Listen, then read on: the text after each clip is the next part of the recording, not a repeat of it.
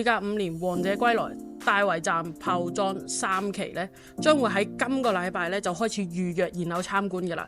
咁今日我哋就嚟到炮裝嘅1期，睇呢個王者中嘅王者2A 期嘅一個52樓頂層特色單位。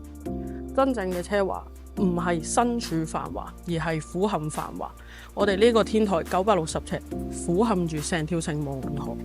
單位售面積1363尺，再配埋3.5米嘅樓底高度，喺客廳發展商已經放咗 Artist Salon 嘅藏酒間，俾你喺客廳面對住呢個咁長嘅落地大玻璃，仲可以品酒，觀賞埋成條嘅城門河景，就喺你嘅腳底。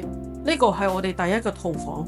呢個套房若然你有小朋友，做小朋友房係綽綽有餘。若然老闆你係覺得需要一個書房嘅，呢度空間絕對充足，你書台可以就擺喺房間嘅正中心。呢個房間面朝東南，望住連綿嘅山景，生意絕對興隆。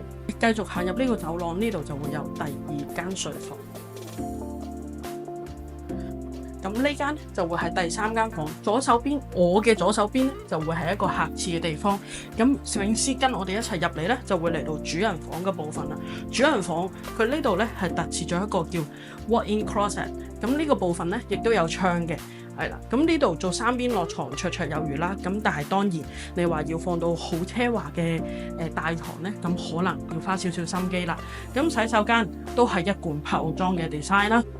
特設雙洗手盤，有淋浴間，亦都有浴缸。佢並唔係非一般嘅雲石 design 設計，佢係真係有花心機，用咗一個輕奢嘅風格。呢種天台單位買一間少一間。如果你都想成為呢度3090伙其中企得最高嘅一戶，快啲聯絡我 CLSS， 即刻帶你嚟呢度感受下咩叫王者歸來，居高臨下。